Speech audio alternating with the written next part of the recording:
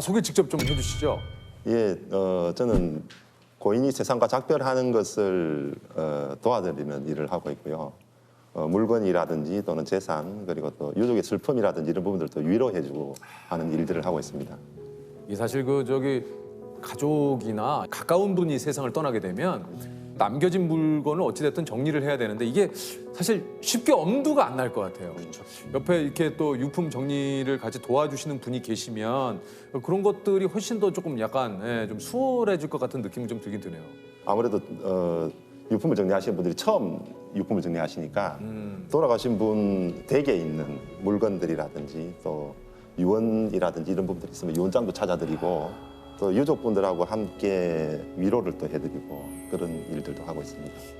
개인적인 어떤 그런 물건이라든가 이런 치부가 있는 것들은 것들도 미리 있고. 조금 치워주신다는 얘기군요. 네, 그렇죠. 가장 우선적으로.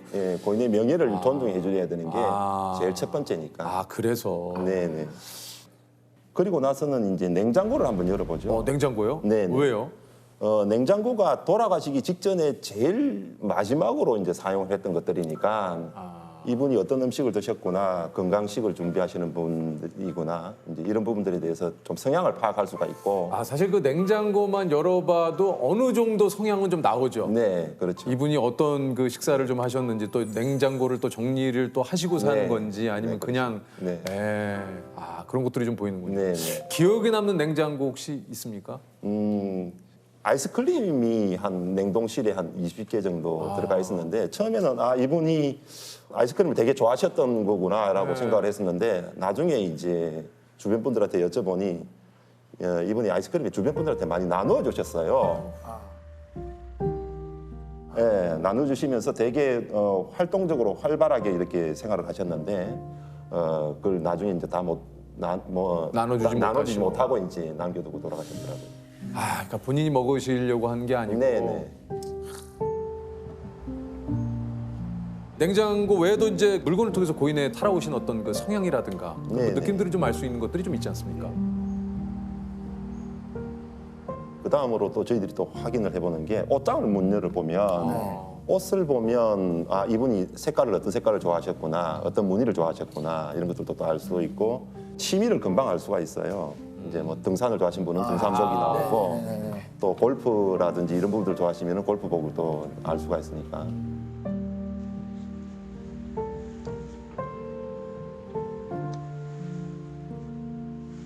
이분이 어떤 생각을 하셨는가를 알려면 이제 책상에 꼽혀져 있는 책이라든지 또 책장을 확인을 해보고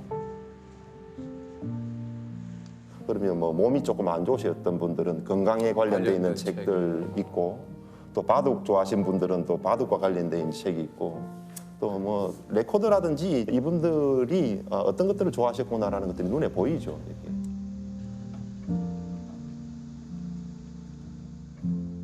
고인의 물건을 통해서 이렇게 좀 뭐 성향을 좀 파악하시는 이유가 좀 따로 있습니까? 남기고 또 버리고를 두 개를 구분을 해야 하는데 이분에 대한 성향을 전혀 모르는 상태에서는 무조건 또 버리게 될 수가 있으니까 버리면 다시는 찾을 수가 없으니까 그런 부분들에 대해서 어떤 부분들을 좀 중요시 여겼는가 이런 부분들을 남겨서 유족분들한테 저희들이 또 제대로 전달을 하기 되니까. 위해서 네. 모든 것들을 다 전달을 해드릴 수는 예, 없으니까. 예, 예. 고인이 남긴 유품 가운데 좀 기억에 남는 유품이 좀 있다면요.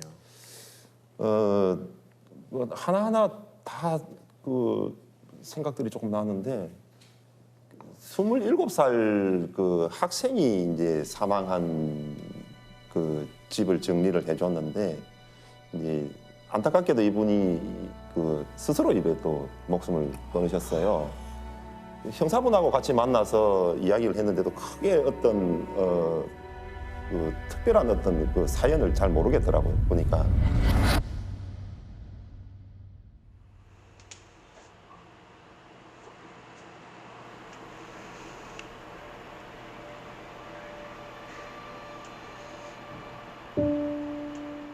여기가 이제 침대 하나, 그다음 화장실 하나, 장롱 하나 있고, 그다음에 책상 하나 있는 곳이 원룸이었는데 제대한 지도 그렇게 오래 안 됐더라고요 보니까.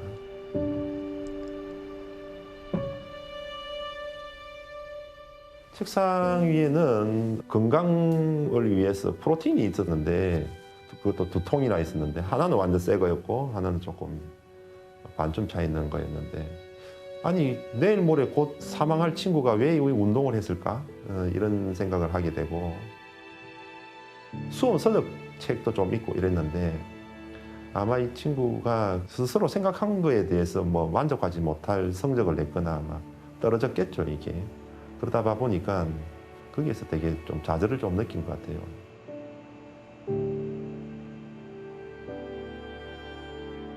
특히 요 사이에 젊은 친구들 같은 경우에는 어떤 압박감이라는 것들이 좀 있으니까 그리고 이 친구 같은 경우도 이제 대학을 곧 졸업 앞두고 있었던 친구였기 때문에 보니까 학자금 대출을 낸 것들도 있고 해서 이런 부분들 때문에 되게 좀 고민을 많이 했던 모양인 것 같아요.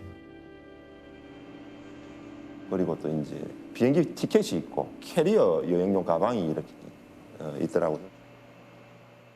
캐리어는 아직 비어 있었고 준비를 한 상태는 아니었고 이제 곧 여행 가려고 한 개를 산 모양이에요. 이제 거의 뭐 바퀴가 거의 새 거였으니까.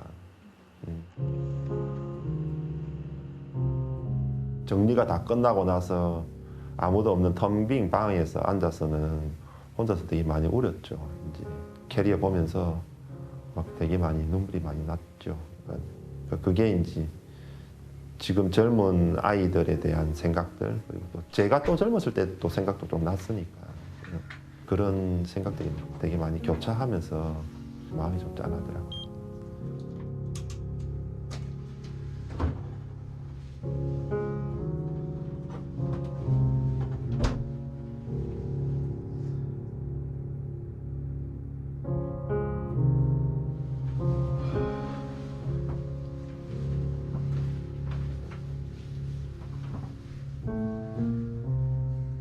아무런 어떤 유언도 없고 해서 이걸 이제 가방이랑 같이 유족분들한테 전달을 해드렸는데 유족분들께서 이제 가방은 필요가 없다고 버리라고 이제 말씀을 하셔서 제가 그냥 버리려고 하니 도저히 마음이 아파서 안 되겠더라고요.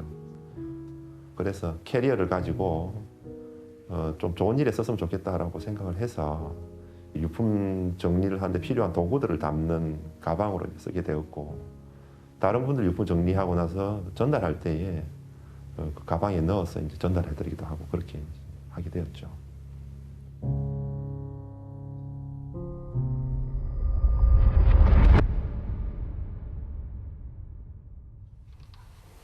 손 씻기 그리고 옷소매로 가리는 기침 예절이 습관이 되도록 본인들 그리고 부모 돌아가시고 난 이후에 후회라는 것들이 되게 많이 남는데 제일 큰 후회 중에서는 서로가 사이가 안 좋아서 그걸 풀지 못하고 끝내버렸을 경우가 제일 후회가 많잖아요. 그건 다시 돌아볼 수가 없는 거니까.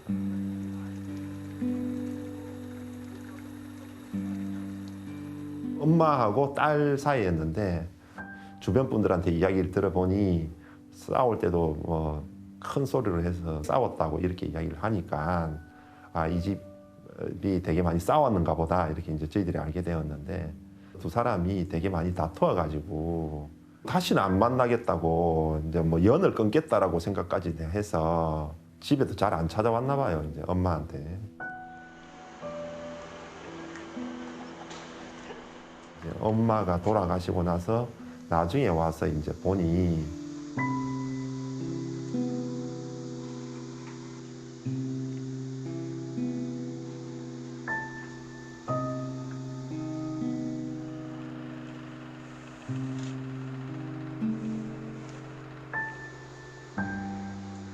재봉틀에 보니 이제 딸 줄 거라고 만들다가만 옷도 있었고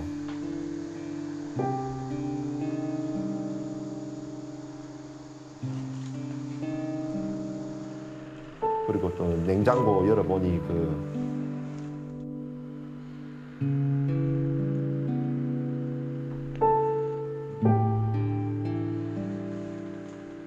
과일청 거기에다가 이제 우리 딸이라고 해가지고는 이제 이름 뒤에다가 두자 이렇게 적어놨으니까 그걸 보고는 이제 뭐 펑펑 울기 시작을 하는데 되게 마음이 되게 많이 아팠죠 저희들도.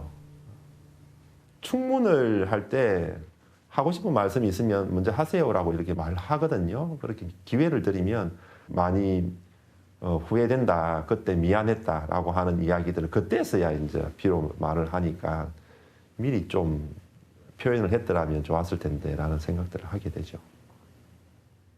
유품 정리를 하시면서 또 직접 또 가족의 유품을 또 정리하신 적도 있나요? 아버지가 돌아가셨는데 네. 이제 아버지가 돌아가시고 나서 처음에 이제 어머니는 무조건 다 없애라고 이제 말씀을 하시더라고요. 어머니가 아무래도 뭐 50몇 년 동안을 같이 사셨는데 없애는 마음은 당연한 거지만 말씀은 이제 알겠습니다라고 해놓고는 박스에다가 별도로 이제 다 아버지의 유품들을 다 담았죠. 그리고 이제 따로 정리를 해놓으셨고. 예, 그래서 이제 패킹을 했다가 한 3년 정도 지난 이후에 이제 모친께서 이제 다시 찾으시더라고. 그리고 예전에 그 아버지 거 그거 어디를 갔는데 없다라고 예 말씀을 하셔서 그거 여기 있다고 해서 이제 다시 꺼집어내서 이제 이렇게 보여드렸더니 아 이게 어디 여기에 있었냐고 그렇게 하시더라고요. 아버지가 돌아가시고 나서 어머니한테 약간의 좀 그 슬픔 때문에 이런 그 우울증 비슷한 것들이 조금 왔어요. 그래서 이제 어떻게 하면 좀 일 도와드려야 될까를 생각하다가 처음에 이제 어머니하고 같은 방에서 잠을 잤죠. 이제 아버지가 주무시던 자리에서. 그래서 이제 그렇게 위로를 하면서 이야기를 하고 하면서 이제 약 한 1년 정도 하면 괜찮을까라고 생각했는데 3년이나 지날 때까지 그게 잘 안 가더라고요. 그래서 이제 나중에 알게 됐죠. 아, 예전에 3년상을 치른 이유가 단순하게 우리가 그 돌아가시고 나서 슬픔이 빨리 끝나는 게 아니고 유족들이 슬픔에 대한 사별로 인한 슬픔이 이렇게나 시간이 오래 걸리구나. 자, 일단 제가 소개를 드리겠습니다. 품위 있는 그녀부터 최근 마인까지 예측 불가한 스토리로 시청자를 사로잡는 드라마 작가 우리 백미경 작가님이십니다. 아유. 그 사람은 자매님한테 어떤 존재였어요? 마인. 내 거요.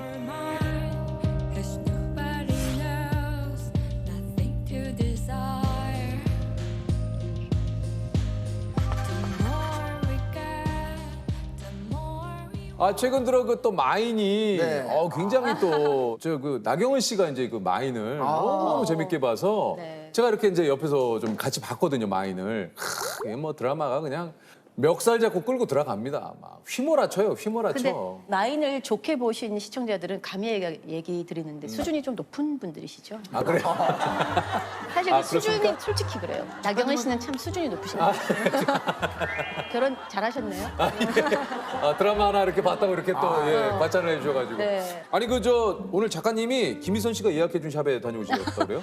저는 이렇게 그냥 나오려고 했는데 희선이한테 유퀴즈 출연을 얘기하니까 어디 그냥 나가냐고 그래가지고 희선이가 그 메이크업이랑 헤어를 협찬해 주셨어요. 김희선 씨한테 감사드리면서 시작을 해야 될 것 같아요. 네, 샵에 다녀왔어요, 저. 너무 그래요? 떨리네요. 아니 백미경 작가님을 제가 좀 소개를 드릴게요. 2014년 SBS 단막극 강구 이야기로 이제 드라마 작가로 데뷔를 하셨고 2015년 사랑하는 은동아 네. 첫 장편을 선보였고요. 2017년 우리 힘센 여자 도봉순 품이 있는 그녀 두 작품을 연달아 히트시키며 드라마 작가로 이름을 알립니다. 이후에 이제 2018년 KBS 우리가 만난 기적 최근 종영한 TVN 마인까지 흥행시킨 스타 작가님이십니다. 아니 사실 마인은 이제 재벌가에 숨겨진 그 미스터리. 제가 봤습니다. 피를 흘리며 죽어 있었습니다. 드라마에서 그려지는 이제 재벌가의 모습이 보통 다 그래요. 좀 이렇게 아나무인에 전체적으로 파국으로 치닫고 왜 그렇게 좀 그려지는 건지가 좀 궁금하기도 했거든요. 일단 품위 있는 그녀의 경우에는 재벌가 이야기는 아니었어요. 그냥 부유층의 이야기고 그런 부자는 되게 많아서 취재가 쉬웠는데 재벌은 처음이에요, 저는. 재벌 이야기는 이번에 처음 썼는데 실제 만난 재벌들이 있어요, 취재차. 진짜 실제로 만나셨구나. 실제로 재벌들을 만났는데 생각보다 제가 그분들 만나서 얻은 건 없어요. 그래요? 왜냐하면 내가 알고 싶은 건 그들의 굉장히 추악한 모습이나 이런 건데 그래야지 좀 전개가. 네, 그런 걸 다들 얘기할 리가 없잖아요. 그렇죠. 애초에 만날 필요가 없었던 것 같아요. 일단 사람이 돈이 없으면 돈이 전부가 돼요. 그러면 인간의 가지고 있는 품위와 존엄성을 표현할 수 있는 방법이 없어요. 그러면 돈이 있는 자들은 돈이 있으면 거기서부터 시작하는 거예요. 고민이 없잖아요. 기본적인 생계에 대한 고민도 없고 네. 돈 때문에 고민하는 사람들하고는 굉장히 다른 고민을 할 거잖아요. 그렇죠. 좀 다르죠. 그래서 그런 인간의 욕망과 인간의 모습을 돈과 상관없는 상황에서 시작을 하기 위해서 재벌가를 배경으로 쓴 거지 마인도 재벌 이야기가 아니라 여성의 연대를 얘기하는 이야기였어요.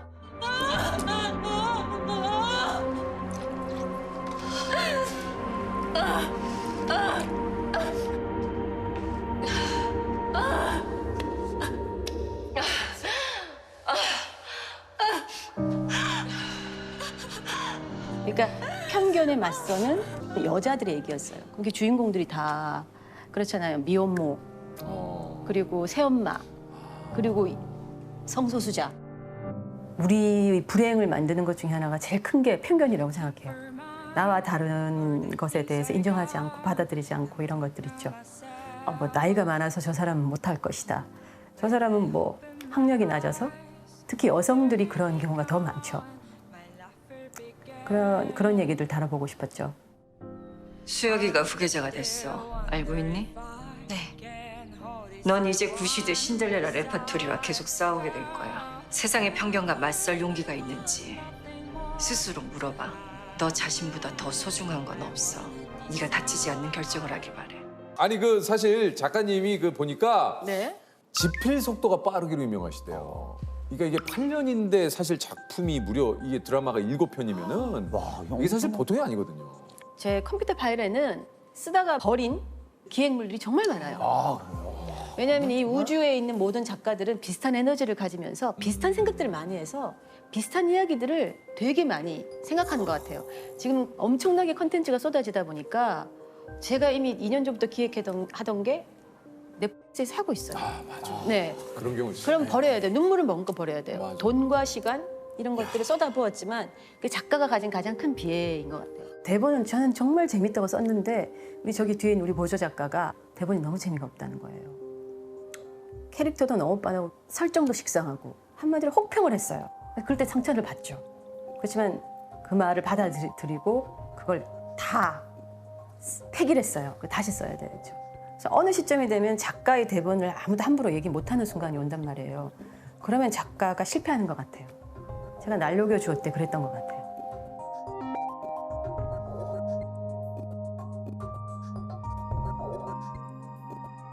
제가 제작을 하나 했거든요, 드라마를. 그 드라마가 실패를 했어요. 제작 능력의 부족도 있지만은 작가의 대본의 문제점이었어요. 제가 잘못 쓴 거죠. 어쨌든 드라마가 그렇게 안 되는 거는 작가의 잘못이 있어요. 그건 인정해야 돼요. 그때 저한테는 굉장히 필요한 시간이었고 지금도 다시 돌아가도 그 단계를 거쳐야 된다고 생각해요. 제가 성장하기 위해선. 그렇지만은 이게 소설이 아니라 드라마는 공공재를 이용해서 모두가 협업하는 일이잖아요. 그러다 보니까 다른 사람한테 폐를 끼칠 수 있는 거예요. 채널에도 그게 좀 그렇고 힘들죠. 배우한테도 그게 힘들어요. 그렇고 나는 실패도 괜찮지만 다른 사람한테 피해를 주는 게 너무 고통스러웠어요. 괴롭죠, 그게. 네, 너무나 많은 사람들한테 내가 잘못하고 있다는 생각이 들어서 그 고통이 가장 크죠, 사실은. 시청률이 끝없이 추락을 하는데 아침에 눈을 뜨기가 싫더라고요. 너무 괴로워서. 한번 실패를 하고 나면은 자기 자신에 대한 확신이 좀 없어져요. 그게 가장 힘들어요. 뭔지 알아요. 어느 순간에 한 줄도 못 쓰겠던 시절이 있었어요. 나의 에너지는 끝났나? 내가 여기까지만 해야 되나? 이런 생각도 사실 했었어요. 저는 이렇게 생각했어요. 8년 동안 8편이다. 그냥 단순히 속도가 빠르다. 그냥 이렇게 하면 진짜 빠른 분이다. 근데 이거는 성실함이에요. 네. 모든 작가님들이 다 성실하세요. 정말 다들 성실한데 저는 되게 성실한 것 같아요. 그러니까 내 자신을 내가 생각해보면 그죠?